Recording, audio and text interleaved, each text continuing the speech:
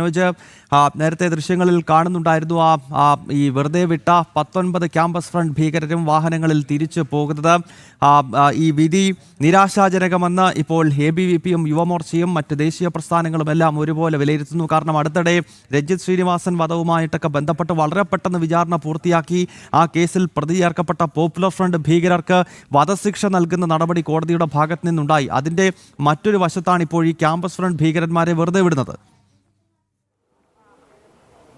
തീർച്ചയായും ഈ കേസിൻ്റെ നടപടിക്രമങ്ങൾ ഇത്രയും അതായത് 13.5 വർഷം നീണ്ടുപോയി എന്നുള്ളതാണ്. ഈ സാഹചര്യത്തിൽ പലതും അട്ടിമറിക്കുവാൻ ഇവർക്ക് കഴിഞ്ഞു എന്നുള്ളതാണ് ഇതിൽ പ്രധാനമായും നമുക്ക് നോക്കിക്കാണേണ്ടത്. എന്തായാലും നിലവിലിപ്പോൾ ഈ കേസുമായി ബന്ധപ്പെട്ട് പ്രോസിക്യൂഷനൊപ്പം ഹാജരായിട്ടുള്ള അഡ്വക്കേറ്റ് ഹരീഷ് കാട്ടൂർ അദ്ദേഹം നമ്മളോട് ചേരുന്നുണ്ട്. ഈ കേസിൽ വളരെ പ്രതീക്ഷയുണ്ടായിരുന്നു എല്ലാവർക്കും. പക്ഷേ പല രീതിയിലുമുള്ള തെറ്റിദ്ധരിപ്പിക്കുവാൻ വേണ്ടി പ്രതികൾ ശ്രമിച്ചു എന്നുള്ളതും, അതായത് ഒരേ വേഷത്തിൽ വരിക, സാക്ഷികളെ തെറ്റിദ്ധരിപ്പിക്കുക, അതോടൊപ്പം തന്നെ പല രാഷ്ട്രീയ ഇടപെടലുകൾ ഉണ്ടാകുക, അങ്ങനെയുള്ള ഇടപെടലുകളാണോ ഇപ്പോൾ ഈ വിധി പ്രസ്താവനത്തിന് കാരണം? അതെ, തുടക്കം മുതലേ ഈ കേസ് അട്ടിമറിക്കുന്നതിന് വേണ്ടി പ്രതികളുടെ ഭാഗത്തുനിന്ന് ആസൂത്രിതമായിട്ടുള്ള ഒരു ശ്രമമുണ്ടായി. അതിൻ്റെ ഭാഗമായിട്ട് തന്നെയാണ് നമുക്കറിയാം, ഇതൊരു നിരോധിത ഭീകരവാദ സംഘടനയെന്ന് കണ്ട് കേന്ദ്ര സർക്കാർ നിയമം മൂലം നിരോധിച്ച ഈ സംഘടനയ്ക്ക് വേണ്ടി അന്നത്തെ ഈ സംഭവം നടന്ന കാലയളവിൽ കോളേജിൽ പ്രവർത്തിച്ചുകൊണ്ടിരുന്ന KSUവിൻ്റെയും SFIയുടെയും ആൾക്കാർ, ഇപ്പോഴവർ യൂത്ത് കോൺഗ്രസിലും CPM-ലും ഒക്കെ സജീവമായിട്ട് പ്രവർത്തിക്കുന്ന ആൾക്കാർ കോടതിയിൽ ഹാജരാക്കി പ്രതികൾക്ക് അനുകൂലമായിട്ട് മൊഴി പറയുന്ന ഒരു സാഹചര്യം വരെ ഉണ്ടായി.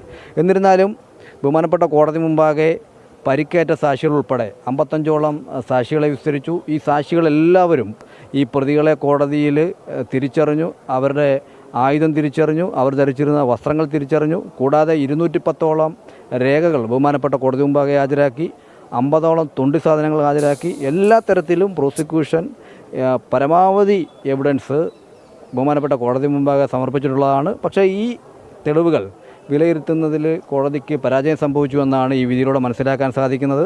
തീർച്ചയായും ഈ വിധിക്കെതിരെ ഹൈക്കോടതിയിൽ ഈ വിധി പഠിച്ച ശേഷം അപ്പീൽ പോകാൻ പ്രോസിക്യൂഷൻ തയ്യാറാകുന്നതാണ്. തീർച്ചയായും നിലവിലൊരു നിരാശാജനകമായിട്ടുള്ള വിധിയാണ് കോടതിയിൽ നിന്നും കേൾക്കേണ്ടി വന്നത്. ഇനി മേൽക്കോടതിയെ സമീപിക്കുകയാണ്. അപ്പോൾ ഇതിൽ കൂടുതൽ തെളിവുകൾ ശേഖരിക്കും എന്നുള്ളത്, രേഖകളടക്കം ശേഖരിച്ചുകൊണ്ടാകും മുന്നോട്ട് പോവുക. പ്രോസിക്യൂഷൻ എന്തായാലും ഹൈക്കോടതിയിൽ അപ്പീലിൽ പോകുന്നതാണ്, അത് സജസ്റ്റ് ചെയ്യുന്നതുമാണ്. കാരണം നമുക്ക് ഇഞ്ചേർഡ് വിറ്റ്നസ്സായിട്ട് വിശാൽ അടക്കം ഡിസീസ്ഡ് അടക്കം ഇഞ്ചേർഡ് ആയിട്ട് 3 പേരുണ്ട്. അല്ല, ഇഞ്ചേർഡ് വിറ്റ്നസിൻ്റെ മൊഴിയിലടക്കം കൃത്യമായി പറയുന്നതുമാണ് ആരൊക്കെ എന്തൊക്കെയാണ്. കാരണം അവരുടെ പ്രസൻസ് അവിടെ ഉണ്ട്. അപ്പം അവർ കണ്ടു എന്ന് പറയുന്ന മൊഴി നൽകുന്നത് ഏറ്റവും വിശ്വസനീയമാണ്. പക്ഷേ കോടതി നമ്മുടെ നിരാശാജനകമായി ഇങ്ങനൊരു വിധി പറഞ്ഞതിൽ നമുക്ക് ഖേദമുണ്ട്. പക്ഷേ എന്തായാലും പ്രോസിക്യൂഷൻ ടീം ഹൈക്കോടതിയിൽ എന്തായാലും അപ്പീലിൽ പോകുന്നതാണ്. ബാക്കി തീർച്ചയായും ഇതിൽ ഈ ഇഞ്ചേർഡ് ആയിട്ടുള്ള വിറ്റ്നസ്സുകൾ അവർ കൃത്യമായും ഈ കാര്യങ്ങൾ പറയുന്നുണ്ട്. ഇതിൽ ഷഫീഖിൻ്റെ, അതായത് 3-ാം പ്രതിയായിട്ടുള്ള വിശാലിനെ കുത്തി എന്ന് കാണിച്ചിട്ടുള്ള ഷഫീഖിൻ്റെ തിരിച്ചറിയൽ കാർഡ് ഉൾപ്പെടെ ഈ സംഭവ സ്ഥലത്ത് നിന്ന് കണ്ടെടുക്കുന്ന ഒരു സാഹചര്യം കൂടെ ഉണ്ടായി. അതെ, ഈ ഷഫീഖിൻ്റെ ആധാർ കാർഡ് കണ്ടെടുക്കുന്നത് ഈ സ്പോട്ടിൽ നിന്നാണ്, പോലീസ് റിക്കവർ ചെയ്യുകയാണ്. അത്തരത്തിൽ എല്ലാവിധമായിട്ടുള്ള എവിഡൻസ്, വെപ്പൺ റിക്കവർ ചെയ്തു.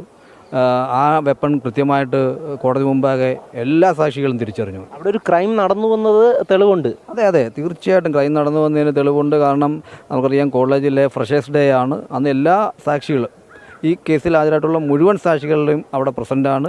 അവരുടെ കൺമുമ്പിൽ പട്ടാൽ പകൽ നടന്നിട്ടുള്ള അതിക്രൂരമായിട്ടുള്ള ഒരു കൊലപാതകമാണ്. പുറത്തുനിന്നും പോപ്പുലർ ഫ്രണ്ടിൻ്റെ പ്രവർത്തകരെത്തിയിട്ടാണ് ഈ കൊലപാതകം നടത്തിയിട്ടുള്ളത്, അകത്തുള്ള ക്യാമ്പസ് ഫ്രണ്ടുകാരുടെ സഹായത്തോടു കൂടി. തീർച്ചയായും ഇതിൽ 1-ാം പ്രതിയായിട്ടുള്ള നാസിം, അതോടൊപ്പം തന്നെ 2-ാം പ്രതി അടക്കം പുറത്തു നിന്ന് എത്തിയവരാണ്. അതെ, പുറത്തു നിന്നുള്ള ആൾക്കാരാണ് കൂടുതൽ. കോളേജിൽ പഠിച്ച 3 വിദ്യാർത്ഥികളേ ഉള്ളൂ ക്യാമ്പസ് ഫ്രണ്ടിൻ്റെ. ബാക്കിയെല്ലാം പോപ്പുലർ ഫ്രണ്ടിൻ്റെ ഇത്തരത്തിൽ കൊട്ടേഷൻ കാര്യങ്ങൾക്ക് നിയോഗിക്കുന്ന ആൾക്കാരെ, ക്രൂരമായി കൊലപ്പെടുത്താൻ നിയോഗിക്കുന്ന പരിചയസമ്പന്നരായിട്ടുള്ള ആൾക്കാരെയാണ് ക്യാമ്പസ് ഫ്രണ്ടുകാർ ഈ കൃത്യത്തിന് വേണ്ടി കോളേജിലേക്ക് വിളിച്ചു വരുത്തിയത്. തീർച്ചയായും ഈ നവാഗതരെ സ്വീകരിക്കാൻ എത്തുമ്പോൾ കടാരയടക്കം കരുതിക്കൊണ്ടാണ് ഇവർ അവിടേക്ക് എത്തിയിരുന്നതെന്ന് നമുക്ക് മനസ്സിലാകും. അതായത് ക്യാമ്പസിൽ പഠിക്കുന്നവരല്ല, 1-ാം പ്രതിയായിട്ടുള്ള നാസിമും 2-ാം പ്രതിയും അടക്കം പുറത്തു നിന്നെത്തിയ ഈ ഭീകരവാദ സംഘടനയിലെ പ്രവർത്തകരാണ്. അത്തരത്തിലുള്ള ആളുകൾക്കിടയിലേക്കാണ് ഇങ്ങനെ വിദ്യാർത്ഥികൾ വന്നുപോയത്. ആ സാഹചര്യത്തിലാണ് ഞാൻ സുധീഷ് ഗോപാലിലേക്ക് കൂടി ഒന്ന് പോയിട്ട് മനോജിലേക്ക് എത്താം. സുധീഷ്, ഇപ്പോൾ കോടതി പരിസരത്ത് എന്ത് സംഭവിക്കുന്നു? ഒപ്പം നേരത്തെ സുധീഷിനൊപ്പം BJP-യുടെ സംസ്ഥാന സെക്രട്ടറി ഗോപകുമാർ ഉൾപ്പെടെയുള്ളവർ ചേരുന്നുണ്ടായിരുന്നു. അപ്പോൾ അവർ ഈ വലിയ നിരാശ ഈ വിധിയിൽ ഉണ്ട് എന്ന് പറയുകയും മേൽക്കോടതിയെ സമീപിക്കുമെന്ന് BJP-യുടെ സംസ്ഥാന സെക്രട്ടറി ചൂണ്ടിക്കാണിക്കുന്നുണ്ടായിരുന്നല്ലോ സുധീഷ്.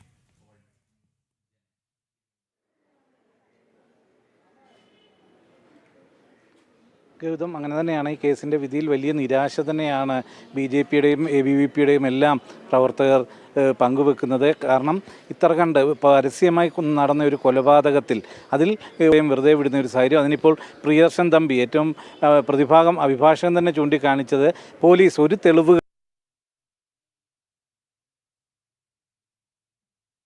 വലിയ വീഴ്ച സംഭവിച്ചിട്ടുണ്ട് എന്നൊരു യാഥാർത്ഥ്യം കൂടി നമ്മൾ ഇതിൽ കാണേണ്ടതുണ്ട്. അതിൽ അന്വേഷണ സംഘത്തിന്റെ ഭാഗത്തുണ്ടായ ഒരു വീഴ്ച ഈ കോടതി വിധിയെ സ്വാധീനിച്ചിട്ടുണ്ട്. അതോടൊപ്പം തന്നെ ചൂണ്ടിക്കാട്ടിയ മറ്റൊരു കാര്യം, പ്രിയദർശൻ തമ്പി അവരുടെ ഭാഗത്തു നിന്നും ചൂണ്ടിക്കാണിച്ച കാര്യം, കൃത്യമായ മൊഴികൾ ഈ സംഭവം നടന്ന വിശാലിനെ കൊലപ്പെടുത്തിയത് ക്യാമ്പസ് ഫ്രണ്ട് ആണ് എന്ന് പറഞ്ഞ സാക്ഷിമൊഴികൾ അത് BJP നടന്നു വിശാലിനെ കൊലപ്പെടുത്തിയത് ക്യാമ്പസ് ഫ്രണ്ട് ആണ് എന്ന് പറഞ്ഞ സാക്ഷിമൊഴികൾ അത് BJP പ്രവർത്തകരുടേതായിരുന്നു. അതുകൊണ്ട് തന്നെ അതിനെ പൂർണ്ണമായി കോടതി വിശ്വാസത്തിലെടുത്തിട്ടില്ല. മറ്റ് നിഷ്പക്ഷരായ ആരുടെയും സാക്ഷിമൊഴികൾ ഇല്ലായിരുന്നു എന്നതാണ് പറയുന്നത്. അതിൽ ഏറ്റവും പ്രധാനമായും നിഷ്പക്ഷ 2 സാക്ഷിമൊഴികൾ ഉണ്ടാവേണ്ടിയിരുന്നത് KSU പ്രവർത്തകനായ ഷൈജു സാമുവലിൻ്റെയും SFI പ്രവർത്തകനായിരുന്ന അഖിലിൻ്റേതുമാണ്. ഇവർ 2 പേരും മൊഴി മാറ്റി പറഞ്ഞത് ഈ കേസിനെ എത്ര കണ്ട് സ്വാധീനിച്ചിട്ടുണ്ട് ഈ വിധിയെ എന്നതാണ് ഈ പ്രതിഭാഗം അഭിഭാഷകന്റെ വാക്കിൽ നിന്ന് തന്നെ വ്യക്തമാകുന്നത്. അതായത് വിശാലിനെ കൊല്ലപ്പെട്ടിട്ടുണ്ടെങ്കിൽ അത് ആരാണ് ചെയ്തത് എന്ന് തെളിയിക്കുന്നതിൽ പ്രോസിക്യൂഷൻ പരാജയപ്പെടുന്നുള്ള പ്രധാന കാരണം SFIയുടെയും KSUവിൻ്റെയും പ്രവർത്തകരായ സാക്ഷികളുടെ മൊഴിമാറ്റമാണ്, കൂറുമാറ്റമാണ് എന്നത് തന്നെയാണ് നമുക്ക് കാണേണ്ടത്. എന്തു തന്നെയായാലും വളരെ നിരാശാജനകമായ ഈ വിധിക്കെതിരെ ഹൈക്കോടതിയെ അടക്കം സമീപിച്ചുകൊണ്ട് നിയമ പോരാട്ടം തുടരാൻ തന്നെയാണ് തീരുമാനം. വലിയ ഒരു ആൾക്കൂട്ടം തന്നെ ഇതിൻ്റെ വിധി കേൾക്കാനായി ഇവിടെ ഉണ്ടായിരുന്നു. അവരെല്ലാം തന്നെ കടുത്ത നിരാശയോടെ മടങ്ങുന്ന കാഴ്ച തന്നെയാണ് കാണാൻ കഴിഞ്ഞിട്ടുള്ളതും. പ്രതികൾ എല്ലാവരും തന്നെ ഇപ്പോൾ മടങ്ങിപ്പോയിട്ടുണ്ട്. വലിയ SDP-യുടെ വലിയ സുരക്ഷാ വലയത്തിൽ തന്നെയാണ് അവരെ തിരിച്ചു കൊണ്ടുപോവുകയും ചെയ്തത്. അത്തരത്തിൽ കൃത്യമായ ആസൂത്രണത്തോടെ അവർ കൊലപാതകം നടത്തി കുറ്റവിമുക്തരെന്ന കോടതിയുടെ വിധി സമ്പാദിച്ച് അവർ മടങ്ങുമ്പോൾ ഇതിൻ്റെ ഏറ്റവും പ്രധാന കാരണം ഇവിടെ മാറി മാറി ഭരിച്ച സർക്കാരുകളും അന്വേഷണ ഉദ്യോഗസ്ഥരും അതോടൊപ്പം തന്നെ മൊഴി മാറ്റി പറഞ്ഞ KSUവിൻ്റെയും SFIയുടെയും പ്രവർത്തകരും ആണ് എന്നതാണ് നമുക്ക് വിലയിരുത്താൻ കഴിയുന്നത്. ഗൗതം.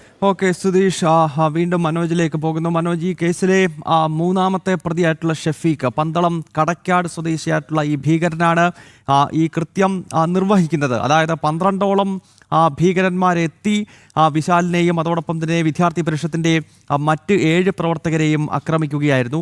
അതിൽ ഈ കുത്തുന്നത് കടക്കാട് നിന്നുള്ള 3ാമത്തെ പ്രതിയായിട്ടുള്ള ഷഫീഖാണ് എന്നതിന് കൃത്യമായ തെളിവുകൾ ആ ഘട്ടത്തിലുണ്ടായിരുന്നു. ഇപ്പോൾ BJP മുൻ സംസ്ഥാന അധ്യക്ഷൻ K. സുരേന്ദ്രൻ നമുക്കൊപ്പം ചേരുകയാണ്. ശ്രീ K. സുരേന്ദ്രൻ, താങ്കൾ ഈ വിധി പ്രസ്താവം കണ്ടു കാണുമല്ലോ. അങ്ങേയറ്റം നിരാശാജനകമായൊരു വിധി കോടതിയിൽ നിന്ന് വരികയാണ്. ഈ ക്യാമ്പസ് ഫ്രണ്ടിൻ്റെ 19 ഭീകരരെയും വെറുതെ വിട്ടുകൊണ്ടുള്ളൊരു വിധി പ്രസ്താവമാണ് വന്നിരിക്കുന്നത്. എങ്ങനെ പ്രതികരിക്കും?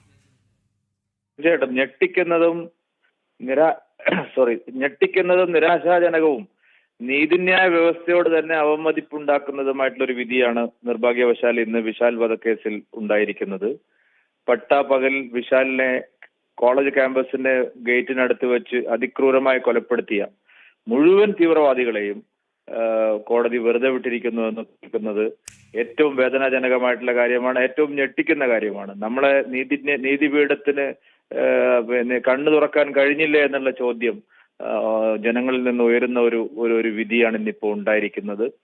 മാത്രമല്ല, ഇതില് വലിയ ഇടപെടലുകൾ നേരത്തെ ഈ കേസിൽ പോലീസിന് SFIയുടെ ജില്ലാ നേതാക്കളും KSUവിന്റെ ജില്ലാ നേതാക്കളും അടക്കം ഈ കേസിൽ ക്യാമ്പസ് ഫ്രണ്ടിന്റെ പങ്കാളിത്തത്തെ സംബന്ധിച്ച് പോലീസിന് മൊഴി നൽകിയതായിരുന്നു. പക്ഷെ ആ 2 വിദ്യാർത്ഥി സംഘടനകളുടെയും നേതാക്കൾ പിന്നീട് കോടതിയിൽ മൊഴി മാറ്റുന്നതാണ് നമ്മൾ കണ്ടത്. ഈ കേസിന്റെ വിചാരണ വേളയിൽ ഉടനീളം ഇത് നീതി ലഭിക്കുമോ, വിശാലിന് നീതി ലഭിക്കുമോ എന്നുള്ള സംശയം ഉണ്ടായിരുന്നു. അതുകൊണ്ടാണ് സ്പെഷ്യൽ പ്രോസിക്യൂട്ടർമാരെ നിയമിക്കാൻ വേണ്ടിയിട്ടുള്ള ആവശ്യം ഉയർന്നത്. സർക്കാർ അത് വളരെയധികം വൈകിപ്പിക്കാൻ ശ്രമിച്ചു. പക്ഷേ സ്പെഷ്യൽ പ്രോസിക്യൂട്ടർമാരെ വെച്ചതിന് ശേഷം കേസിലെ മുഴുവൻ തെളിവുകളും കോടതിക്ക് മുമ്പിൽ എത്തിക്കാൻ അവർക്ക് സാധിച്ചിരുന്നു എന്നുള്ളതാണ് എനിക്ക് ഈ കേസിനെ കുറിച്ച് മനസ്സിലാക്കുമ്പോൾ അറിയാൻ കഴിഞ്ഞത്. പക്ഷെ അപ്പോഴും വിധി വളരെ തീർത്തും നിരാശാജനകമായ രീതിയിൽ കുറ്റവാളികൾക്ക്, അതും ഭീകരവാദ സംഘടനയിൽപ്പെട്ട കുറ്റവാളികൾക്ക് പ്രോത്സാഹനം നൽകുന്ന നിലയിലേക്ക് എത്തിയോ എന്നുള്ള സംശയം ഉയരുന്ന ഒരു വിധിയായി മാറിയിരിക്കുന്നു. ശ്രീ കെ സുരേന്ദ്രൻ, ഈ കൊലപാതകം നടക്കുന്ന ഘട്ടത്തിൽ ഉമ്മൻചാണ്ടി സർക്കാരിന്റെ ഭരണമായിരുന്നു. ആ സമയത്ത് തന്നെ വിശാലിന്റെ കുടുംബം ഒരു സ്പെഷ്യൽ പബ്ലിക് പ്രോസിക്യൂട്ടർ ഈ കേസിൽ വേണമെന്ന ആവശ്യം മുന്നോട്ട് വെച്ചു. അന്ന് PC വിഷ്ണുനാഥൊക്കെ ചെങ്ങന്നൂർ MLA ആണ്. അവരൊന്നും ഇതിനോട് അനുകൂലമായി പ്രതികരിച്ചില്ലെന്ന് മാത്രമല്ല, ഹൈക്കോടതിയിലും സുപ്രീം കോടതിയിലും എല്ലാം അതിന്റെ ആവശ്യമില്ല എന്ന നിലപാടായിരുന്നു UDFന്റെ സർക്കാരിന്. പിന്നീട് LDF സർക്കാരിന്റെയും നിലപാട് അത് തന്നെയായിരുന്നു. അതായത് ഏതാണ്ട് ഒരു 5 വർഷക്കാലം ഒരു സ്പെഷ്യൽ പബ്ലിക് പ്രോസിക്യൂട്ടറെ വെക്കാൻ കേരളത്തിൽ അധികാരത്തിലിരുന്ന 2 സർക്കാരുകൾ ഈ കേസിൽ തയ്യാറായിരുന്നില്ല. തന്നെയാണ് ഞാൻ ചൂണ്ടിക്കാണിച്ചത്. അതായത് 5 വർഷത്തോളം ഈ 2 മുന്നണികളും സ്പെഷ്യൽ പബ്ലിക് പ്രോസിക്യൂട്ടറെ വെക്കാൻ സമ്മതിച്ചില്ല എന്ന് മാത്രമല്ല, അവരുടെ 2 മുന്നണി പാർട്ടികളുടെയും വിദ്യാർത്ഥി സംഘടനകളും ഈ കുറ്റവാളികളെ സഹായിക്കുന്ന നിലയിലേക്ക് അവർ നിർലജ്ജം സാക്ഷികൾ കൂറുമാറുന്നത് നമ്മൾ ഈ കേസിൽ കണ്ടു. പക്ഷെ അതൊന്നും ആയിരുന്നില്ല. അത്ര ആയിരുന്നെങ്കിൽ പോലും ശിക്ഷിക്കാൻ കഴിയുമായിരുന്ന ഒരു കൊലക്കേസ് തന്നെ ആയിരുന്നു ഇത് എന്ന് ഉത്തമ ബോധ്യം എനിക്കുണ്ട്. ഓക്കെ ശ്രീ കെ സുരേന്ദ്രൻ, വളരെ നന്ദി ഈ ഘട്ടത്തിൽ പ്രതികരിച്ചതിന്. എന്തായാലും വളരെ നിരാശാജനകമായ വിധി പ്രസ്താവമാണ് കോടതിയിൽ നിന്നും വന്നിരിക്കുന്നത് എന്ന വിലയിരുത്തലാണ് BJP മുൻ സംസ്ഥാന അധ്യക്ഷൻ ശ്രീ കെ സുരേന്ദ്രൻ വ്യക്തമാക്കുന്നത്. എന്തായാലും ABVPയും യുവമോർച്ചയും BJPയും ഉൾപ്പെടെയുള്ള സംഘടനകളെല്ലാം ഈ കേസിൽ ഇനിയും മേൽക്കോടതികളെ സമീപിക്കും എന്ന നിലപാട് ഈ ഘട്ടത്തിൽ വ്യക്തമാക്കുകയാണ്. ഞാൻ മനോജിലേക്ക് പോകുകയാണ്. മനോജ്, നേരത്തെ നമ്മൾ ഈ കേസിൽ ഈ കൃത്യം നിർവഹിച്ച പ്രതിയെ പറ്റിയാണ് പറഞ്ഞുകൊണ്ടിരുന്നത്. ഇതിൽ 3ാമത്തെ പ്രതി ഷെഫീഖാണ് വിശാലിനെ കുത്തിയത്.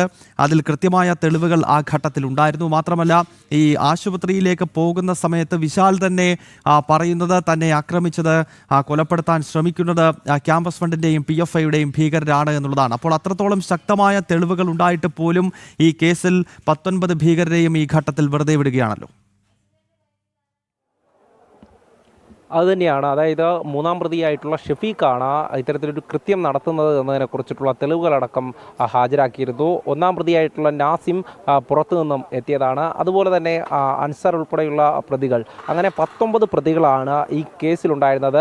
20 പ്രതികളായതിൽ ഒരാൾ ജുവനൈൽ ആക്ട് പ്രകാരമാണ് നടപടി നേരിടേണ്ടത്. എന്തായാലും ഈ കേസുമായി ബന്ധപ്പെട്ട് ഇപ്പോൾ കോടതി വിധി വന്നപ്പോൾ നമുക്ക് കോടതിക്ക് പുറത്ത് വൈകാരികമായിട്ടുള്ള പ്രതികരണങ്ങളാണ് നമ്മൾ കണ്ടത്. എന്തായാലും ABVPയുടെ സംസ്ഥാന സമിതി അംഗമായിട്ടുള്ള അഭിജിത്ത് കൂടെ ചേരുകയാണ്.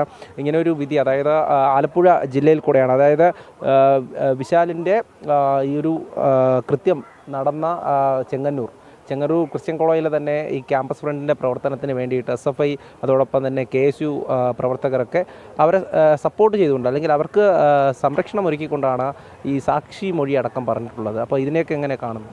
ഇപ്പം എല്ലാവർക്കും അറിയാവുന്ന പോലെ തന്നെ ഏറെ വേദനാജനകവും നിരാശാജനകവുമായിട്ടുള്ളൊരു വിധിയാണിപ്പോൾ നീതിന്യായ കോടതിയിൽ നിന്ന് ഇപ്പോൾ പുറപ്പെടുവിച്ചിരിക്കുന്നത്.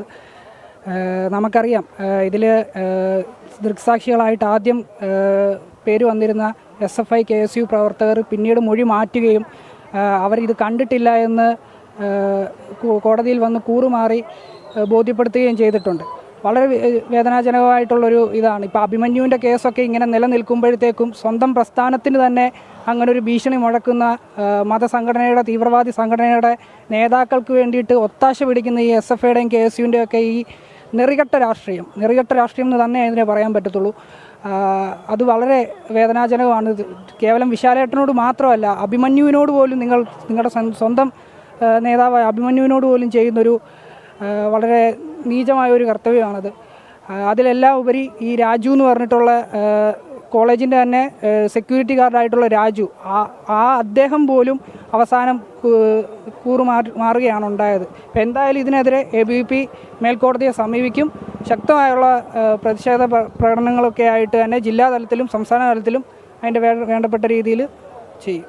തീർച്ചയായും ഈ കോടതി വിധി പ്രസ്താവന നടത്തിയപ്പോൾ ഉണ്ടായിരുന്ന പ്രവർത്തകരാണ്. അവരൊക്കെ തന്നെ വലിയ തരത്തിലുള്ള വിഷമത്തോടെയാണ് നമ്മളോട് പ്രതികരിക്കുന്നത്. കാരണം അവരെന്നും അവരുടെ ഊർജ്ജമായി കണ്ടിരുന്നത്, അതായത് ബലിദാനികളെന്ന് പറയുന്നത് വിദ്യാർത്ഥി പരിഷത്തിന് എന്നും അവരുടെ നെഞ്ചിലൊരു കനലായി തന്നെ നിൽക്കുന്നതാണ്. കാരണം പ്രസ്ഥാനത്തിന് വേണ്ടിയും സമാജത്തിന് വേണ്ടിയും ഒക്കെ പ്രവർത്തിച്ചു കൊണ്ടിരിക്കുന്നവർ ഈ ഭീകരവാദികളാൽ കൊല്ലപ്പെടുന്നു. അത്തരത്തിൽ ഈ ബലിദാനികളാകേണ്ടി വന്ന നിരവധി ആളുകളുണ്ട്. ഇന്ന് കേരളത്തിൽ കേരളത്തിൻ്റെ മണ്ണിൽ തന്നെ CPM ആക്രമണത്തിലല്ല, അതോടൊപ്പം തന്നെ ഈ മതഭീകരവാദ സംഘടനകളുടെ ആക്രമണത്തിനിരയായി ബലിദാനികളാകേണ്ടി വന്ന നിരവധി സ്വയം സേവകരുണ്ട്, വിദ്യാർത്ഥി സംഘടനാ പ്രവർത്തകരുണ്ട്. അത്തരത്തിലുള്ള ആളുകളെയൊക്കെ തന്നെ അവർക്ക് നീതി ലഭിക്കണമെന്നുള്ള ആവശ്യത്തോടു കൂടിയാണ് അവർ ഈ നീതിന്യായ കോടതിയിലേക്ക് എത്തുന്നത്. പക്ഷേ അവിടെയും അട്ടിമറിക്കപ്പെടുന്നു എന്നുള്ളതാണ്. അതായത് ഈ പോലീസ് അതിനു വേണ്ടി ഉള്ള സഹായങ്ങൾ ചെയ്തു കൊടുത്തു എന്നുള്ള ആരോപണമാണ് ഉയർന്നത്. അതായത് ആദ്യം ലോക്കൽ പോലീസ് ഈ അന്വേഷണം നടത്തവേ കേസ് അട്ടിമറിക്കാൻ ശ്രമിച്ചു എന്ന് പറയുന്നത് വെറുതെയല്ല. കാരണം ഈ പ്രതിയെ അറസ്റ്റ് ചെയ്യുവാനുള്ള കാലതാമസമെടുത്തു. അതോടൊപ്പം തന്നെ മൊഴി രേഖപ്പെടുത്തിയതിലെ വൈരുദ്ധ്യങ്ങൾ ഉണ്ടായിട്ടുണ്ടോ എന്നുള്ളത് സംശയമാണ്. അതായത് ഈ വിശാൽ ആക്രമിക്കപ്പെട്ടതിൻ്റെ ആ അടുത്ത ദിവസങ്ങളിൽ തന്നെ രേഖപ്പെടുത്തിയ മൊഴികളിൽ ആ കൃത്യതയില്ലാതെ മൊഴികൾ രേഖപ്പെടുത്തിയിട്ടുണ്ടോ എന്നുള്ളത് പരിശോധിക്കേണ്ടതാണ്.